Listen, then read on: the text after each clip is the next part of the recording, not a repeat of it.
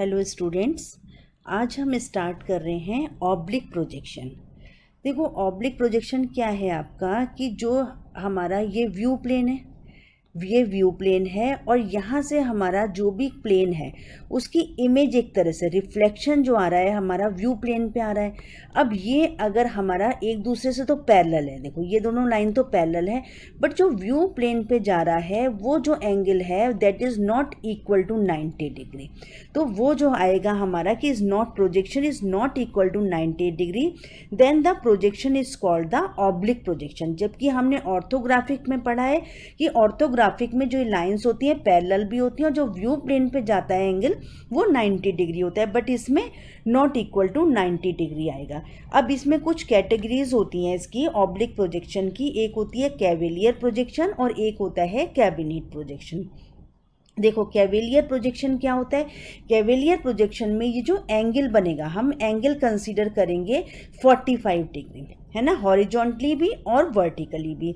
और इसमें एक हमारा होता है फोर्थ शॉर्टिंग फैक्टर, वो जो होता है तीनों प्रिंसिपल के लिए इक्वल होता है, यानी उसको हम कंसीडर करते हैं 1, यानी F इक्वल टू हो जाता है 1। इसका मतलब क्या है? इसका मतलब मैं आपको बताती हूँ कि क्या है।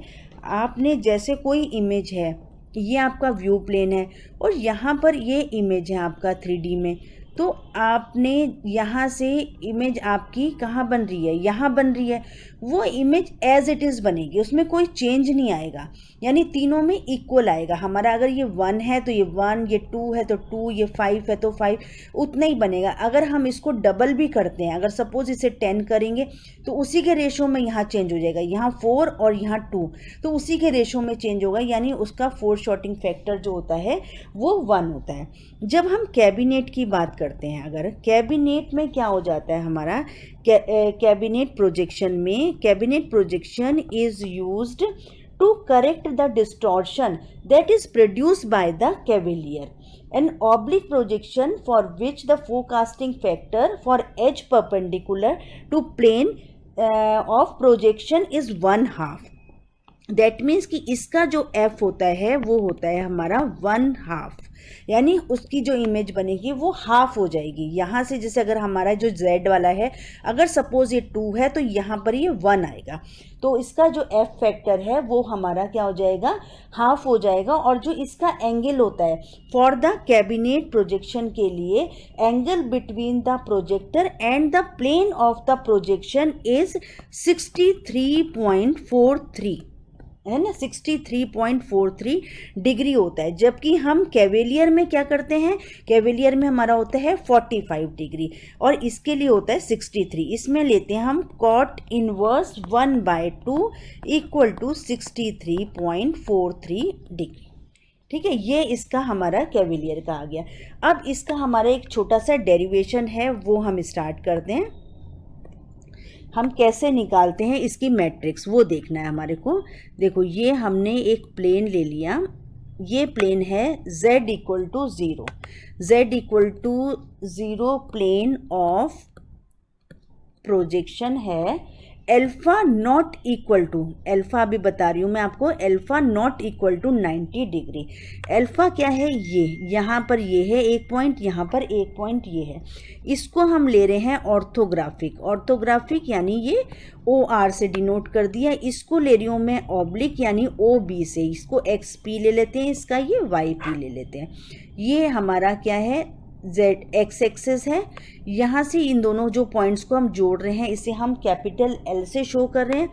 यहाँ एक पॉइंट है, देखो ये जो पॉइंट है हमारा, ये अल्फा है, that is not equal to 90, तो इसीलिए ये ऑब्लिक है। और यहाँ से जो हम ये लाइन को ऐड कर रहे हैं, ये इक्वल टू ये 90 डिग्री है, ये एंगल, ये P है, P में X Y Z है, लेकिन यहाँ पे ये Z प्लेन पे इक्वल टू 0 है, यानी सिर्फ ये XY प्लेन है, ये 2D प्लेन कंसीडर करा, ये वाला प्लेन जो है, तो इसीलिए हमने सिर्फ X और Y को लिया, यहाँ पे XP YP कंसीडर करा है।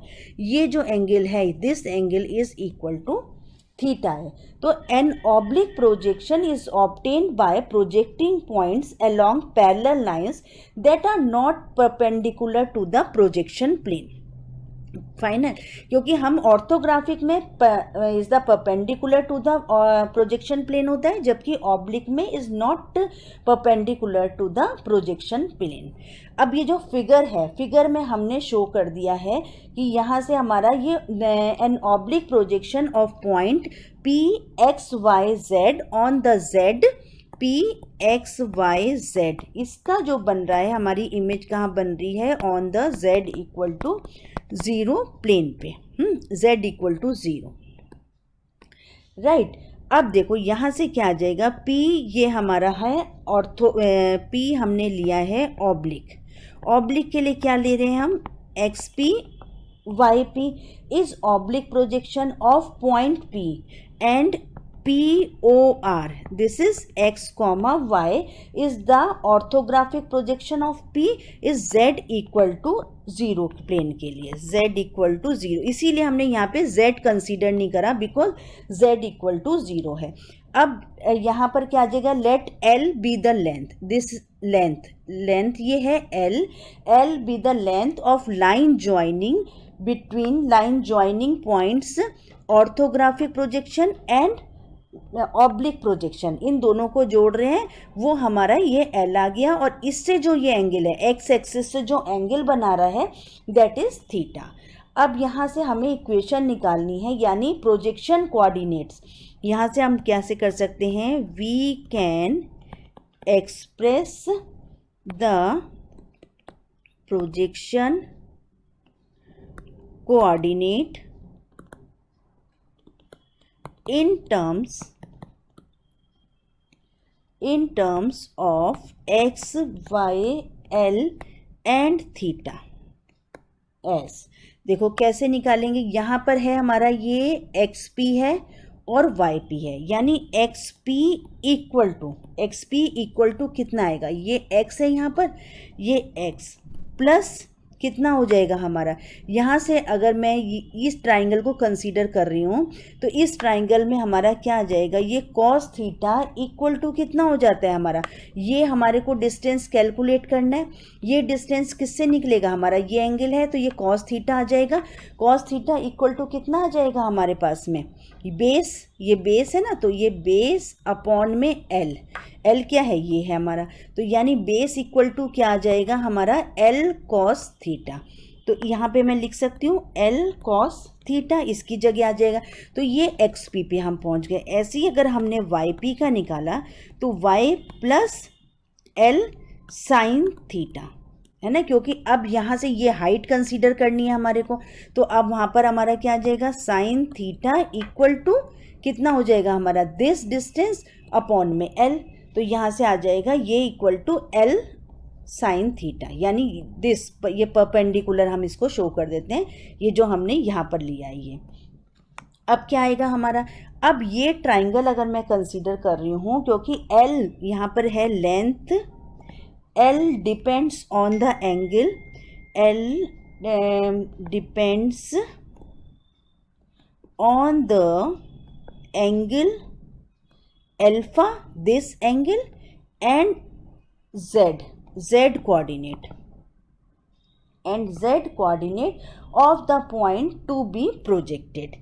तो यहाँ से अगर मैं इस ट्राइंगल को कंसीडर करती हूँ, दिस एंड ये, तो हमारे पास में 10 अल्फा क्या आएगा, क्योंकि यहाँ पे देखो ये अल्फा एंगल कंसीडर हो रहा है, इसके सामने वाला ये हमारा z है, ये इसकी हाइट है ना, तो दिस इज z, तो यहाँ से इसके सामने वाला क्या होता है, परपेंडिकुलर हम कंसीडर करते हैं, ये हो जाएगा z अपॉन एल।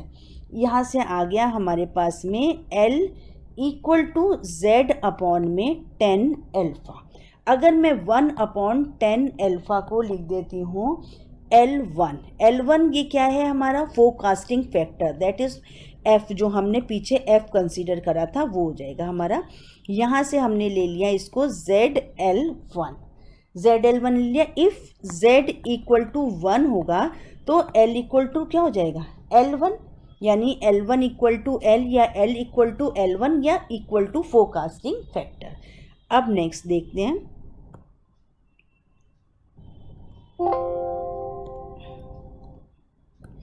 देखो अब इसमें क्या आ जाएगा नेक्स्ट, इसकी कैसे इक्वेशन निकालेंगे। जो पीछे हमने इक्वेशन निकाली थी, इक्वेशन थी x plus L cos theta, तो एल कॉस थीटा और y p equal to y plus L sine theta, ये इक्वेशन थी।